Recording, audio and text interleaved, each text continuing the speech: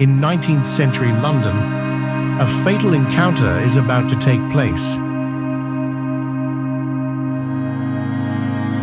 Tonight, Detective Radio brings you The Haunted Hotel by Wilkie Collins, a classic Victorian sensation novel blending mystery, supernatural elements, and psychological drama.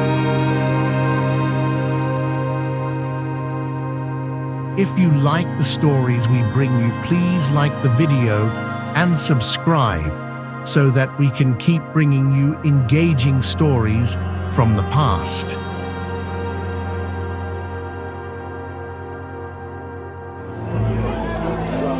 Excuse me, it's so terribly crowded. Would you mind if I shared your table? Oh, not at all. Please, feel free to do so. Thank you. Adele gives wonderful tea parties, but she does tend to ask half of London. I don't think we've met, have we? Not to my knowledge, no. My name is Agnes Lockwood. And you are... You are Agnes Lockwood? Yes. And you pretend not to know who I am? I'm terribly sorry. Should I know you? I am the Contessa Naronna. I see.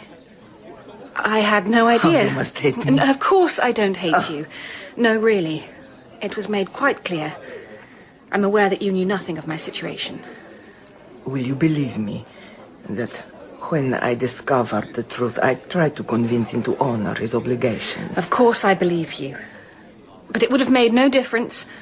No woman would want to spend her life with a man who clearly wishes to spend it with someone else.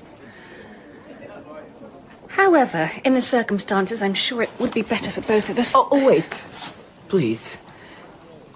Can I ask you to do something for me?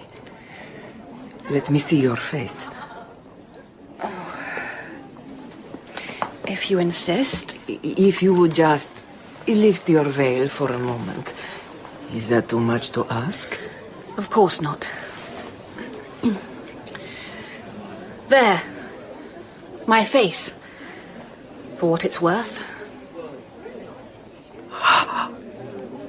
Oh, my evil angel. What? What is it? Contessa, can somebody help me, please? What's the matter, miss? This lady, I think she's fainted. Can you get me some smelling salts? Oh. Agnes. Whatever's happening? Oh, Adele, I don't know. She wanted to look at my face. Your face? And then she fainted. But her expression, I've never seen anyone look so frightened.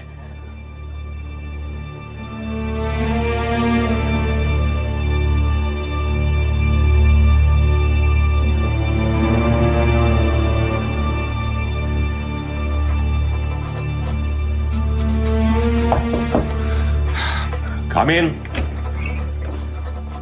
There's a lady, sir. She insists on seeing you. Does she indeed? Well, she can insist as much as she likes. I've had a trying day, and as soon as I've finished these notes, I intend to spend a quiet evening at my club. She's a countess, Doctor. I don't care if it's Her Majesty herself. Tell her she can come back in the morning. It may be too late in the morning. Madam, you can't just walk in... Wybrow. You have the reputation of being the sort of man who never runs away from a challenge. Do I indeed? So I simply want you to answer one straightforward question. And what is that? Whether or not I am going mad. Madam, I think you have been given an exaggerated notion of my ability. All I ask is 5 minutes of your time to tell you my story and to hear your opinion. All right, Robert, you may leave us. Well, if you're sure, Doctor. Quite sure.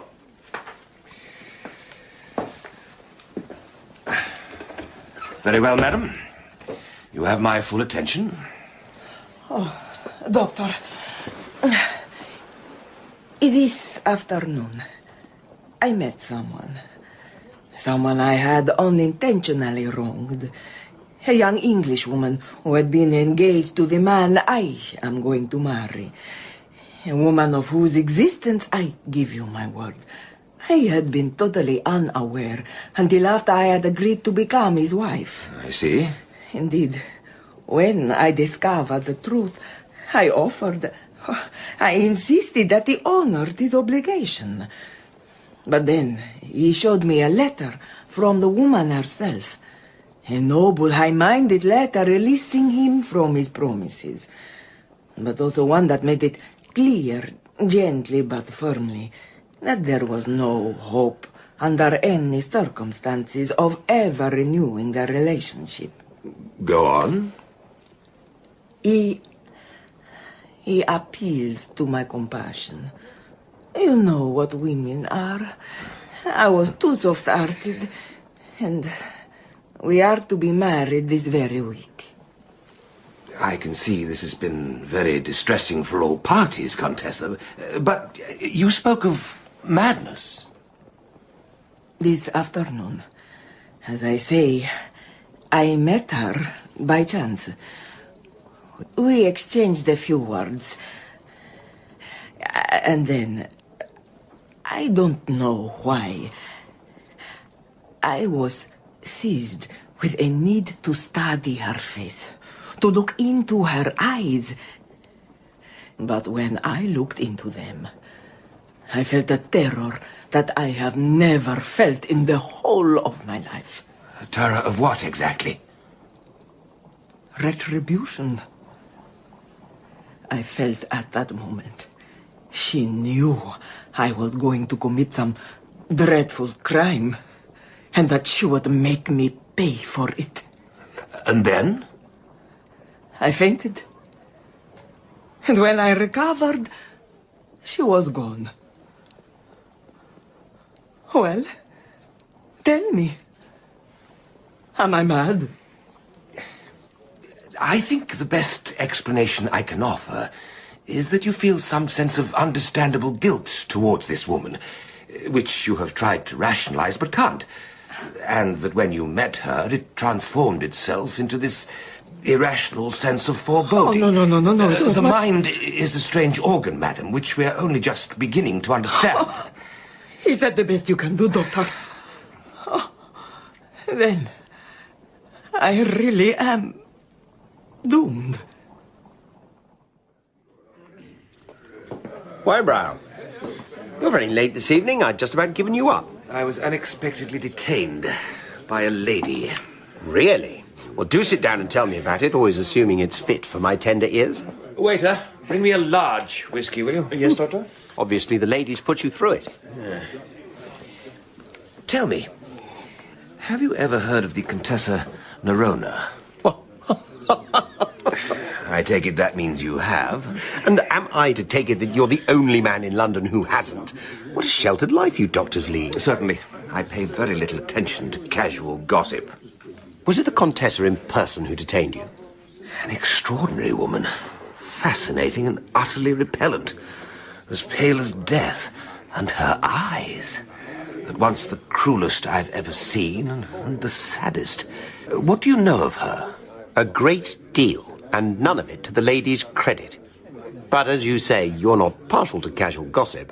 I think it would be fair to say that in this instance my interest is professional. Of course. Well, they say she was in fact never married to the Count whose widow she claims to be.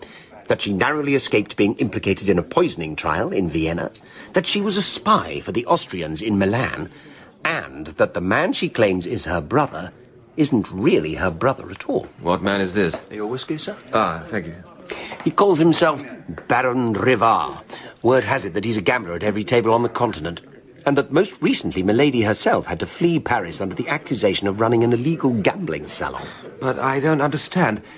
What man of any sense or breeding would break off his engagement to marry such a woman? Would I have heard of him?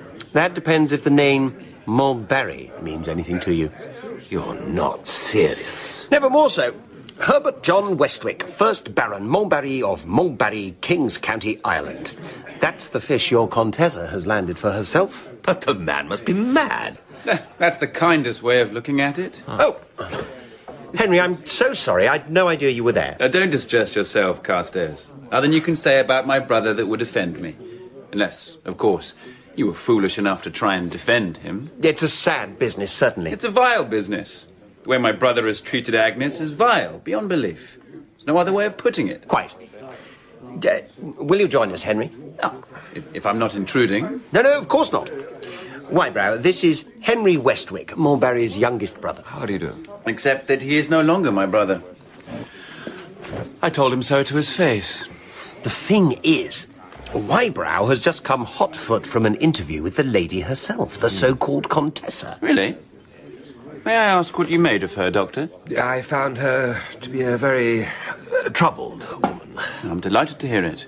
She's caused enough trouble for others. Yes, but to be fair, well, you know women. They go where their hearts lead them. Always assuming they have a heart. No, but I mean, she's hardly marrying him for his money. The estate is entailed, surely. I mean, if anything happened to Mulberry, she wouldn't see a penny of it. Not of the estate, no. But I happened to learn only this morning that my brother, the Montbarry, has insured his life in her favour for the sum of £10,000.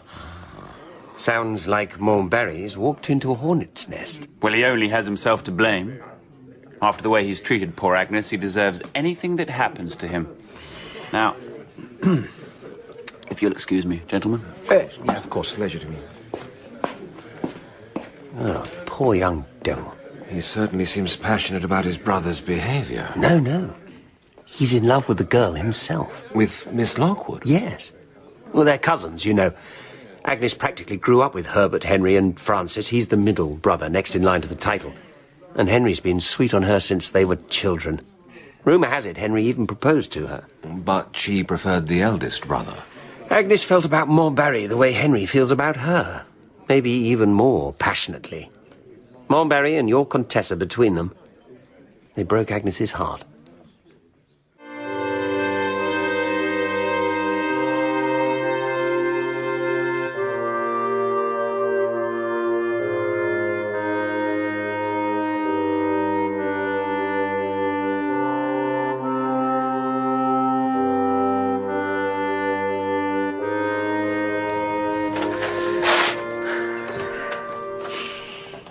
Yes, Megan, what is it?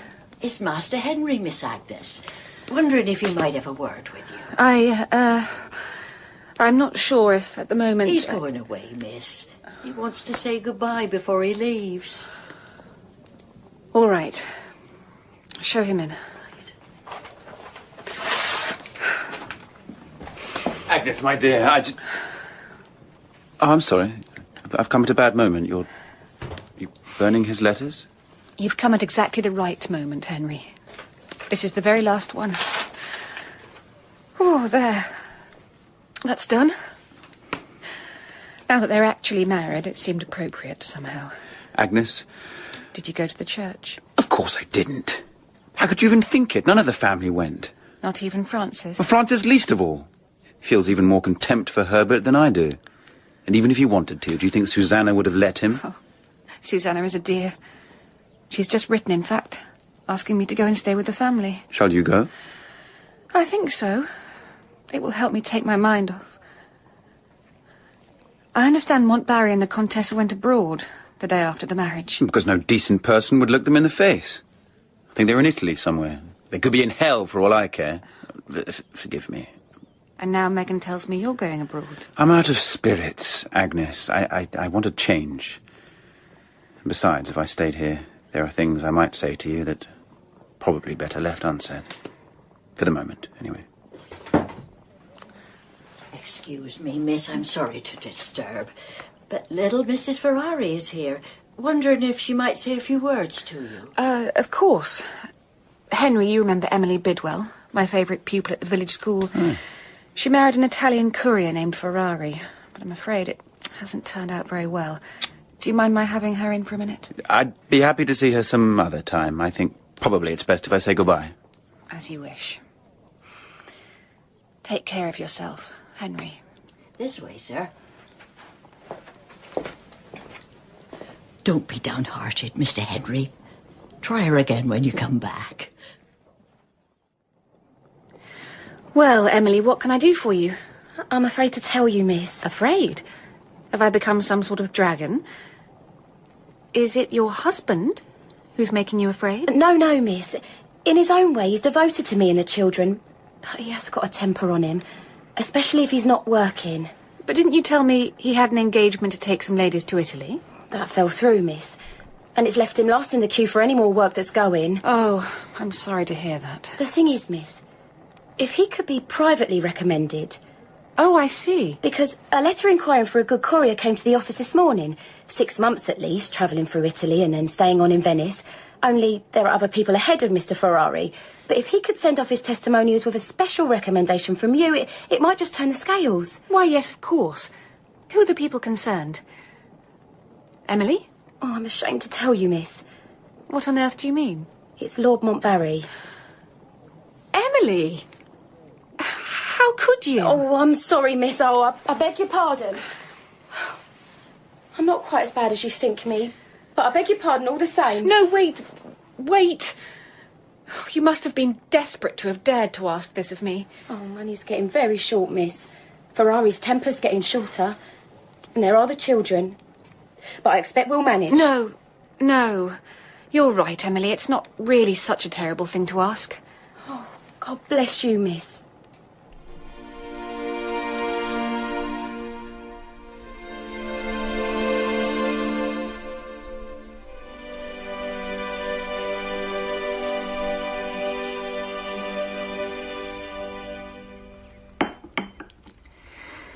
Must you really go back to London tomorrow, Agnes? Susanna, I really must.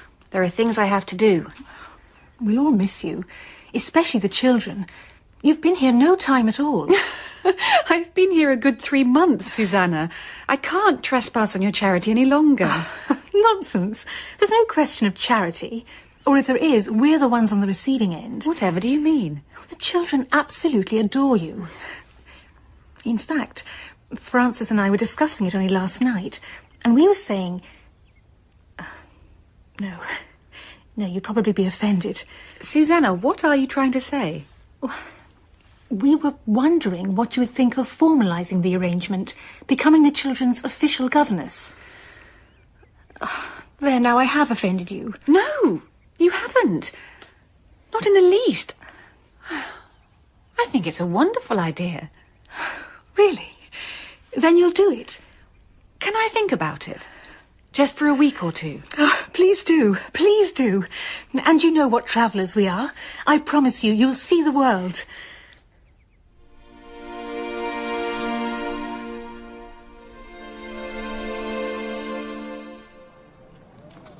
Oh, Miss Agnes. Thank heavens you're back. Megan, whatever is the matter? It's little Mrs. Ferrari. She's been here all day waiting for you. She's in a dreadful state, dreadful. Emily? Oh, miss, whatever could have happened to him? I don't understand. Happened to whom? My husband. It's Ferrari, Miss Agnes. He's left Lord Montbarry without a word of warning. Nobody knows what's become of him. Who told you this? The courier's office, miss. The secretary himself. Calm yourself, Emily. I'm sure there's some perfectly reasonable explanation. What explanation could there be, miss? I know he's not always the best of men, but to walk away from his employers without a word... Why would he do such a thing? Was there nothing in his letters that might give you some sort of explanation? Not really, miss. I have them all here. The last one, perhaps. It made me feel uneasy when I read it, but it still doesn't explain anything. May I? Of course, miss. Maybe you'll see something I couldn't. Dear Emily, more of my lord's economy. Instead of going to a hotel, we have hired a damp... Instead of going to a hotel, we have hired the damp, rambling old palace. Apparently, it comes cheaper for a 2 months' term. My lord tried to get it for longer. He says the peace of Venice is good for his nerves. But a foreign speculator has acquired the palace and is going to turn it into a hotel. The Baron is still with us. He and his lordship seem to disagree more and more with every passing day. What about exactly I couldn't say, but it seems to be to do with money. And it's had a bad effect on Milady as well. She was much nicer before the Baron arrived. The result is Lord Montbarry shuts himself up in his own room with his books and sees as little of his wife and the Baron as possible. The thing is, I've heard the rumors, that the Baron and Milady are something quite different from the brother and the sister they claim to be. If my lord's suspicions are once awakened, the consequences will be terrible. However, the pay is good, and I cannot afford to talk of leaving. You see, miss? He can't afford to talk of leaving, and yet within a week of writing that letter, he just ups and walks out. At least, that's what she says. She, the so-called Contessa, that's what she wrote to the courier's office. But you think she's lying? Oh, I don't know what to think. Oh, miss, what should I do?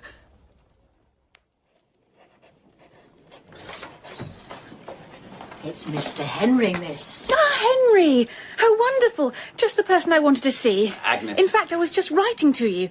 I very much need your advice. My advice? About Emily, Mrs. Ferrari. Something very strange has... Henry? What is it? I have some news. Bad news, I suppose. Yes, even in the circumstances, it's very bad news. Montbarry is dead. Dead? Herbert is dead? I'm afraid so, yes. But when? How? Bronchitis. But Herbert never suffered from bronchitis. Apparently it came on very suddenly. I don't know very much about it, but it seems he had a most able physician in attendance, a Dr. Bruno. But there was nothing he or anyone else could do. I see. I'm so sorry. In a sense, he was dead to me already. I would never have seen him again in this life. Oh. I think perhaps I should lie down for a little. Of course. Megan? Megan? Whatever is it? Could you help her to bed? He's dead. Lord Montbarry. Herbert is dead. Oh, my poor, poor lamb.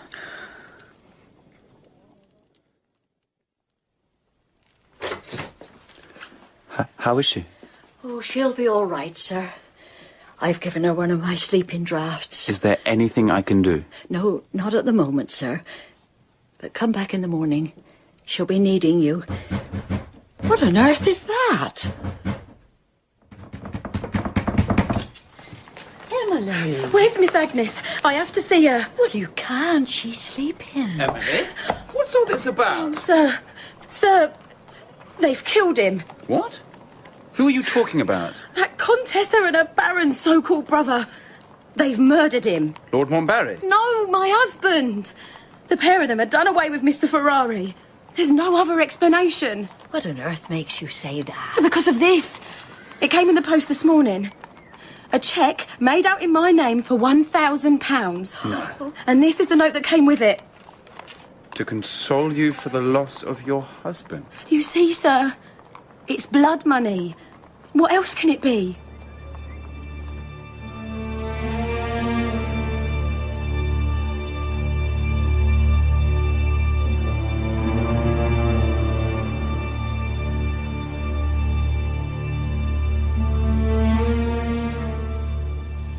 Are you sure you want to talk about this, Agnes? Perhaps you shouldn't excite yourself. But what on earth can it mean? Who can have sent it? Well, this is the thing. We know that now. Emily made inquiries at the insurance company. It was my brother. Herbert? He sent the money. So it would appear. The doctor, Dr. Bruno... Apparently Herbert placed it into his hands with urgent instructions to put it in the post immediately. But why would he do that? I don't understand. Neither does anyone else. Well, perhaps Emily will find out the truth. She's gone to see the Contessa. The Contessa is in England? In London, at Norbury's Hotel. She arrived yesterday. But why has she come back? Oh, why do you think? To collect the £10,000 that became due to her on my brother's death. What is it you want from me? It's very simple, me lady. I come to acknowledge the receipt of the money sent to Ferrari's widow. Are you mad or drunk? I'm no more mad or drunk than you are, my lady. Ah, then you are only insolent, like so many of your countrymen. Milady. You walk in here. You mention the name of a courier who left us very strangely. Are you his wife? I'm not his wife. I'm his widow, as you very well know. Oh, it was an evil hour when Miss Lockwood recommended my poor husband to be his lordship's courier. What did you say? I said it was an evil hour when... Liar. You liar. Tell me that you're lying, or I swear to God I'll strangle you with my own hands. I don't... Tell me that you lied when you used Miss Lockwood's name just now. No. That's no good. I wouldn't believe you now if you swore it under oath. I'll believe no one but the woman herself. Where does she live? Tell me where she lives, you noxious little insect. It's her, miss. Who? The Contessa. She says she has to talk to you at once. What impertinence! Tell her to go to the devil. No, Megan, wait. Show her in. Agnes? She may have some explanation about Ferrari. I want to hear what she has to say. Forgive me, Miss Lockwood. I know you have no desire to lay eyes on me, but I have to ask you one simple question. Have you indeed? A question which no one can answer but, Miss Lockwood. When the courier Ferrari applied to my late husband for employment, did you permit Ferrari to make sure of being chosen as our courier by using your name? I have known Ferrari's wife for many years. Yes. There you are, madam. You've received your answer. I have received my sentence. Just one moment, Contessa. I have answered your question. Now, will you answer one of mine? If I can. You have spoken of Ferrari. No trace of him has been found anywhere in England. Have you any news of him? You will know what has become of Ferrari when the time is ripe. What do you mean? Someone will tell you. Perhaps your ladyship will be the person. Perhaps I will if If what? If Miss Lockwood forces me to it. How can I do that? Do you mean to say my will is stronger than yours? When I took your hero from you and blighted your life, you were made the instrument of retribution for my sins. I am certain of it.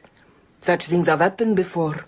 One person has been the means of innocently ripening the growth of evil in another. Henry, do you understand what she's saying? There's nothing easier. She knows perfectly well what has become of Ferrari, and she's simply trying to confuse you with a cloud of nonsense. You must make allowances for women, Mr. Westwick. We all talk nonsense. So goodbye, Miss Lockwood. We shall meet again, either here in England or in Venice, where my husband died. And it will be for the last time.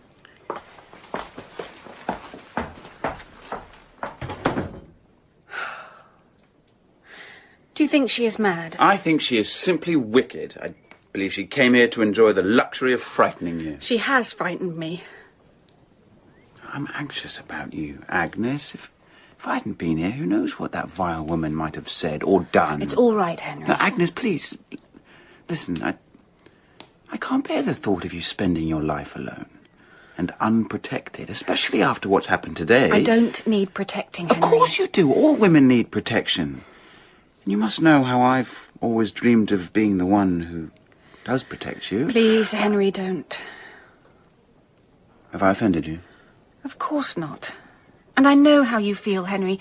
And of course I'm touched and grateful, but... But you don't return my feelings. It's too soon, Henry. It's too soon to know what I feel. About anything. I'm sorry, I've been very clumsy. I know you're only concerned for my well-being. But I can set your mind at rest about that at least. For the next year, I shall be well looked after. Oh, by whom? By none other than your brother Francis and my oldest friend in the world, Susanna. You're going to live with him? Oh, I shall earn my keep, Henry. I shall spend my time as governess to their delightful children. Yes, but... It will give me time to think, Henry.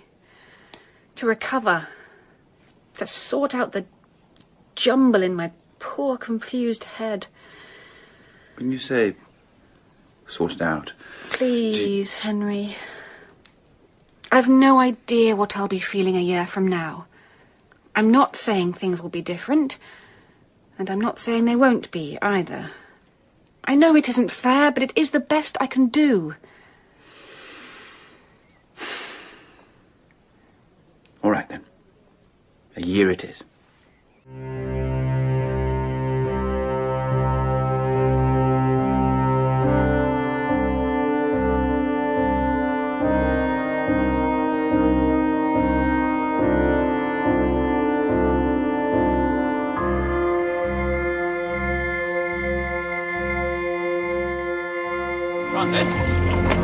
Francis! Good Lord! Henry!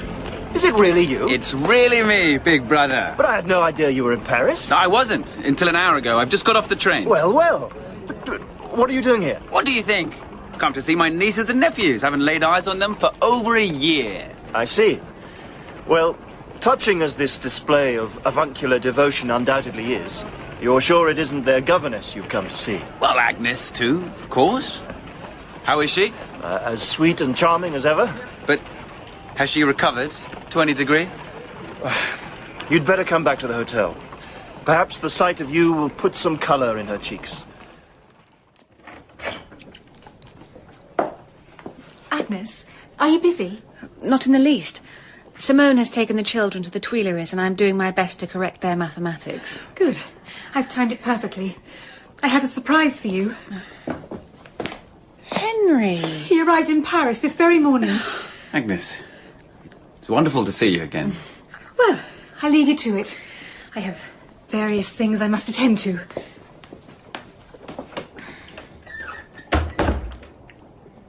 So, Agnes, how are you?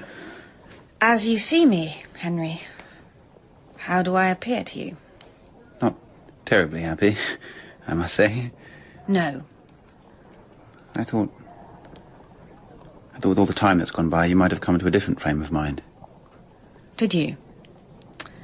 Well, I'm sorry to have to disappoint you. Agnes. Henry, when I see you, it reminds me of everything I've suffered. Can't you see? It's left its mark on me for life. I swear, Francis, I'll never understand women. As long as I live. You must give her time, Henry. Time? I've given her a whole year. It's true, Francis. I thought that being with us and the children would help her to take a more positive attitude. She seems to feel the loss of Montbarry as though he died faithful to her. She mourns him in a way that none of us does. Even if he was unworthy of her, he was still the man of her choice. It's in her nature to be faithful to his memory. I don't know, Henry.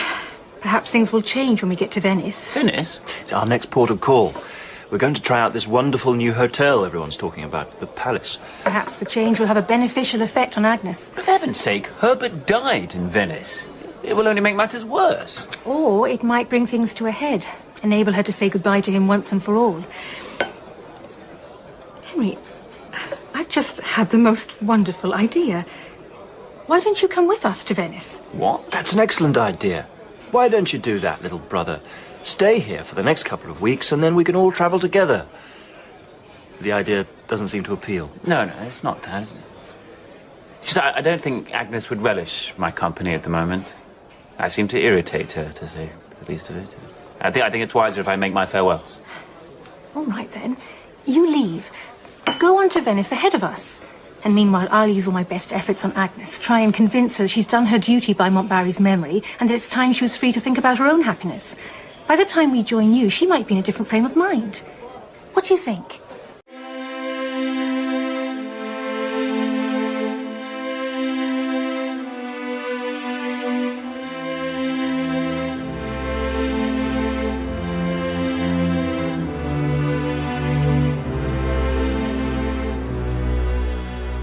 Your cigar, signore. Thank you. Can I fetch you anything else? No, that's all. Thank you. It's a lovely night, isn't it, signore? Yeah, certainly is. Lovely night in a lovely city. Good night, signore. Good night. Oh. Hello? Who's there? You? Mr. Westwick. For a moment, I couldn't believe it. Contessa? What are you doing in Venice? I heard you and your brother had gone to America. Oh, you heard correctly.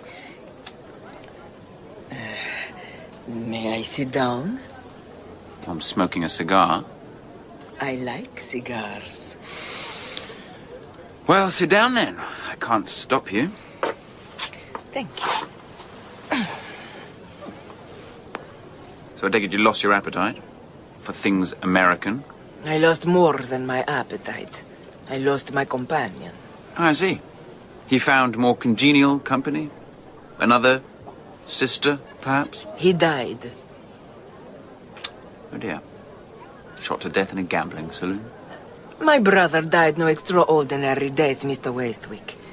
He sank with many other unfortunate wretches under a fever prevalent in a city we happened to be visiting. And now you've returned to Venice? In spite of what must surely be unhappy memories? Yes. I couldn't help myself. Whatever do you mean? If I had a will of my own, I would never have set foot in Venice. I hate the wretched city. But here I am. Tell me, when does Miss Lockwood arrive? How the devil did you know Agnes was coming here? Let's say that I guessed it. And do you know why? I've no idea what the superficial reason may be. I only know that we are to meet. By chance, by destiny, call it whatever you like. Chance seems to have a queer way of bringing the meeting about. We've arranged to stay at the Palace Hotel. Your name is not on the visitors' list? Surely you understand my reasons for shunning that hotel. I'm afraid I have absolutely no idea. If you say so. Nevertheless, I think you are right, Mr. Westwick. Destiny demands that I move into the Palace Hotel. I shall see to it immediately. Oh, isn't it beautiful? In the moonlight. What? The Church of San Marco. Goodbye, San Marco by moonlight. I shall not see you again.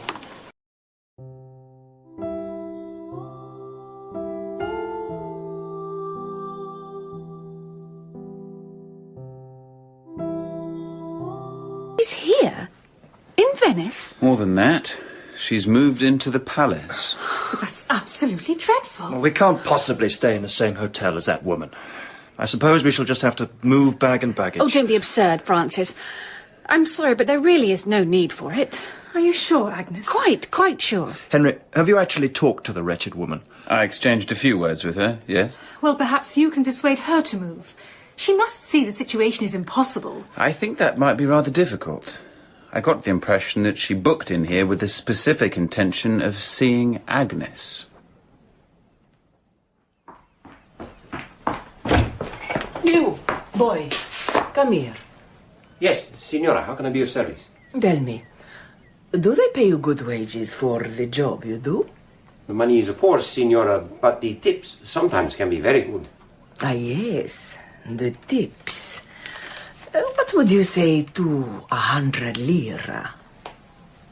What would the Signora require of me in order to earn such a gratuity? Nothing bad. I just want you to help me play a joke. Signora? A harmless joke on a friend of mine. You can have no objection to that, surely.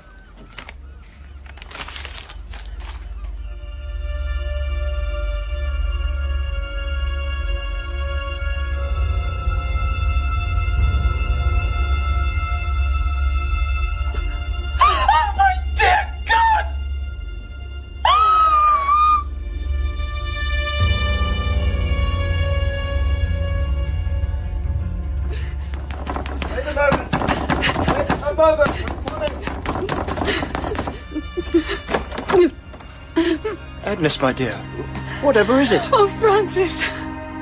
Oh, God, the things I've seen.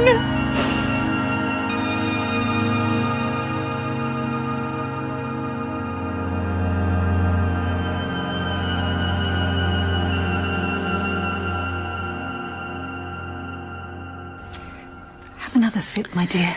No, I'm all right. You're not all right. I will be in a minute. Agnes, can you tell us what happened?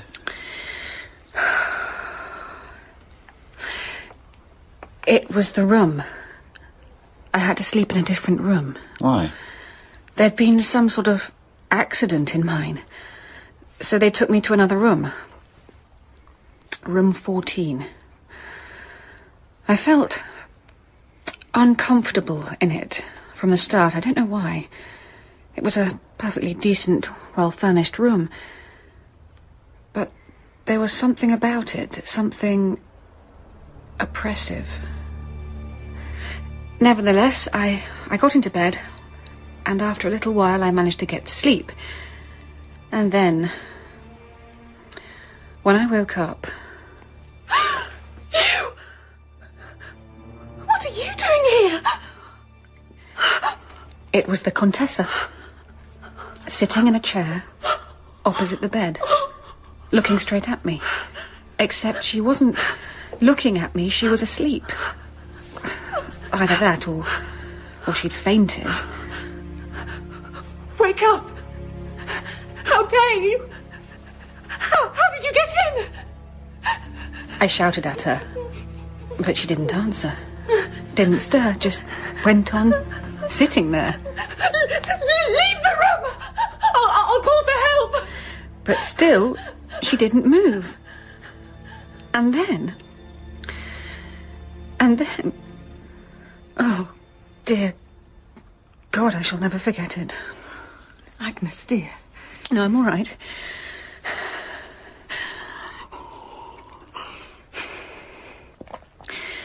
It was a head. A terrible, human head, floating in the air in the middle of the room. I've never seen anything like it. There was no flesh.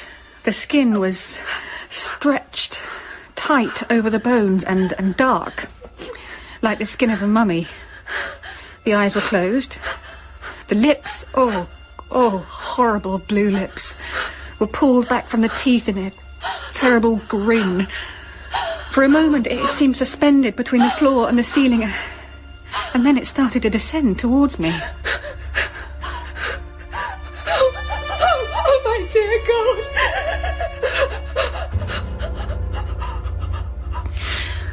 Oh, and then there was this vile smell, like the smell of graveyards, and then the head stopped, moved away from me, moved towards the Contessa as she lay in the chair, and then the eyes opened. Ah! The eyes, bright, with the glassy film of death, were fixed on the Contessa with a look of unbearable hatred. And then slowly, they turned back to me. Oh, my dear. The head floated across the room towards the chimney place. It turned round and fixed that terrible glance on me one more time, almost as though it was beckoning to me. And then it went into the wall.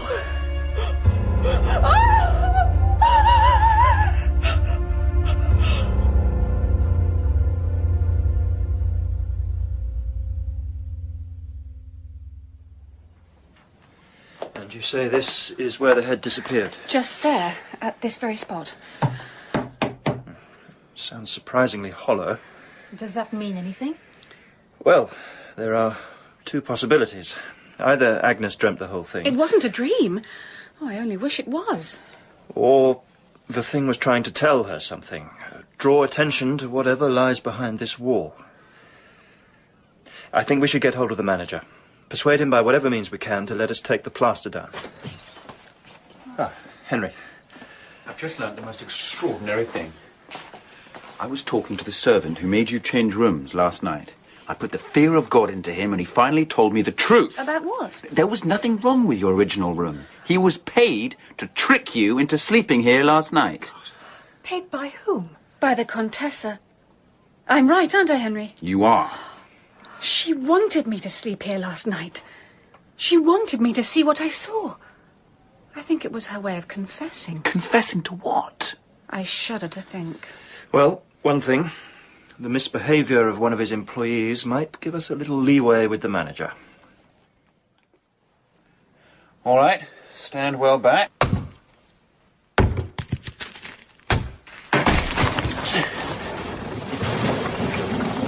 Let's see what we have here. Signore, perhaps in these circumstances I should be the one. No. I'd rather see for myself.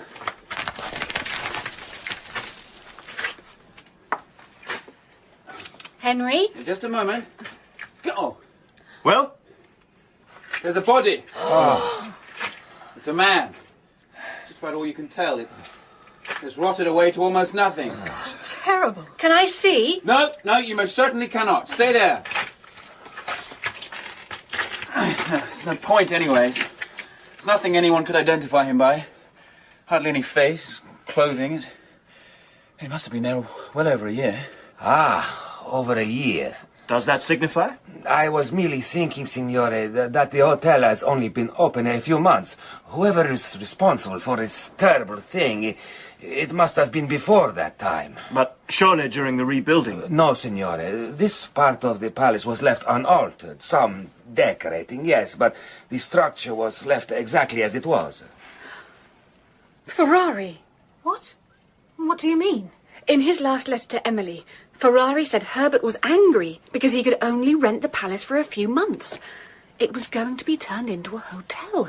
This must be the place. It's possible, I suppose. I'm certain of it. I think this is the room in which Herbert died. That's why the Contessa wanted me to sleep here. Yes, but even so, it doesn't account for the body behind the wall. Poor Emily. Emily? It's Ferrari, I'm sure it is. Of course, you're right. They put him there. They? The Contessa and her so-called brother. Ferrari never walked out without giving notice. They killed him and hid his body behind the wall. But why? Because he knew something about Herbert's death. I don't care what the famous Dr. Bruno says. I've always known there was something suspicious about Herbert dying of bronchitis. Ferrari must have found out the truth. And they killed him to shut his mouth. No, I am sorry, Signore. There can be no doubt at all. I will stake my reputation. Your brother died a natural death. But couldn't there have been some sort of poison? No, there is no poison that can imitate the symptoms of bronchitis, and all the symptoms were present. Symptoms? Yes, difficulties in breathing, fever, occasional lapses of the mind. What do you mean, lapses? I would speak to him in English, and he would answer in Italian. I would switch to Italian, he would answer in English. It was no matter. Most of the time, he could hardly speak at all. Go on. I attended him for 3 days, giving him what medical care I could. For a time, I thought he might rally, but on the 4th day, he contracted severe pneumonia. By the 5th day, he was dead. Before he died, did he ask you to do anything for him? Yes, he gave me a letter. He begged me to post it for him. His eyes were full of entreaty, like those of a spaniel. Do you remember who it was addressed to? Of course, yes, to a Mrs. Emily Ferrari. I still can't imagine why he did that. Why it was so important. I do not know, Signore. He said nothing. Now, is there anything else I can help you with? Yes, actually, Doctor. There is one last question I'd like to ask. You go up and tell the others, Henry. I'll wait here. Will you be all right? Yes. I'll sit on the veranda. There's so much to think about. Oh, I'll be back directly. You're sure you'll be all right? Quite sure, Henry. Off you go.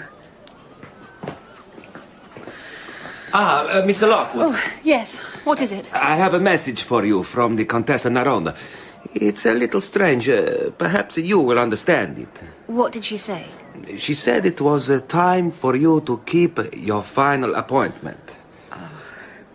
Is she in her room? No, she said she would wait for you on the Ponte della Paglia. Where is that? It is near the Bridge of Sighs, by the Grand Canal. Ah, yes, I know it. When Mr. Westwick comes back, will you tell him where I've gone? You will not wait for him? No. This is a private appointment. So, you are here at last. Yes, I'm here. Beautiful, is it not? The moonlight on the water. I see from your face that you know everything. I know nothing. I have guessed a great deal. We went to see the doctor who attended Herbert when he was dying. He said something very strange. And what was that? He said that in his delirium, Herbert lapsed back and forth between English and Italian. But Herbert knew almost no Italian. Perhaps he learned it on his travels. And the doctor said something else. He said, when Herbert asked him to post the letter to Mrs. Ferrari, his eyes were full of entreaty, like a spaniel's. It seemed an odd way to think of Herbert. So I asked the doctor one more question. Yes? I said, do you mean his eyes were brown, like those of a spaniel? And he said yes. Well, Herbert's eyes were blue. Blue as the sea. It was Ferrari's eyes that were brown. It wasn't Herbert, was it? Who died in that bed? It was Ferrari. You discovered that Ferrari was ill, knew that it was bound to be fatal, and so you found the perfect plan for killing Herbert with impunity. Ferrari would pretend to be Herbert all the time Dr. Bruno was treating him. In exchange, you would care for Ferrari's wife and children to the tune of £1,000. Poor, wretched man. How could he refuse? It's the truth, isn't it? Why do you even ask? You know everything. No. I don't know what happened to Herbert. Did he suffer? Not greatly. It was poison. Something the Baron had found. He put it in his wine. It was painful, but it was over very quickly. Poor Herbert. Poor Herbert. He was not a good man. You know that. He didn't deserve to die like that. Perhaps not. And Ferrari, did he know what you'd done? He knew nothing. Perhaps he guessed. What difference does it make now? Of course, it can be argued that you can prove none of this. I'm sure if we opened Herbert's coffin, even after all this time, there would be enough discrepancies to prove the body wasn't his. Good. So there is no escape. You have done what you were always meant to do. I don't understand you. From the moment we met, when you first looked into my eyes, you said I was your evil angel. More certainly than I have ever known anything in my life. Then why did you do it? Were you so weak? Were you so much in the Baron's power? All you had to do was refuse. Oh, how easy it must be for someone who has lived the life you have to speak of resisting temptation. If you only knew. But never mind. You are right. In the end, we bring our fate on ourselves. You are not to blame. Go now. Your work is finished. It's strange. I almost want to thank you. Thank me. It's as though, by finding out the truth about Herbert, I am finally free of his memory. Good. Then I have been of some service. Go to your destiny. We shall not meet again.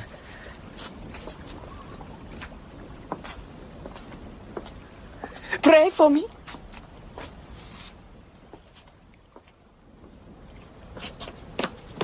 Agnes, thank God. I was worried about you. Oh, there was no need, Henry. I was simply keeping an appointment. How could you let yourself be alone with that woman, knowing what she's capable of?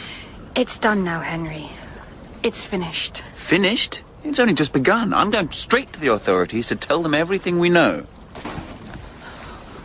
What was that? Nothing. Really? I thought I heard... Perhaps she's found some sort of peace. What? I don't understand. Never mind. Henry, would you like to take me home now? Agnes, you very well know I've been waiting all my life to take you home. Good. Let's go then, shall we?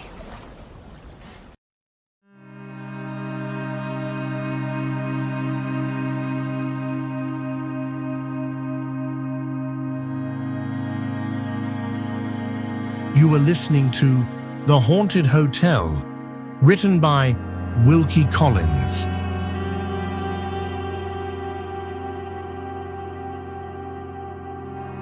Thank you for tuning into Detective Radio. We bring you new episodes of mystery, suspense, and thriller stories every week. To keep getting our updates, give us a like and subscribe and hit the notification bell. Good night. Stay alert. Until the next crime.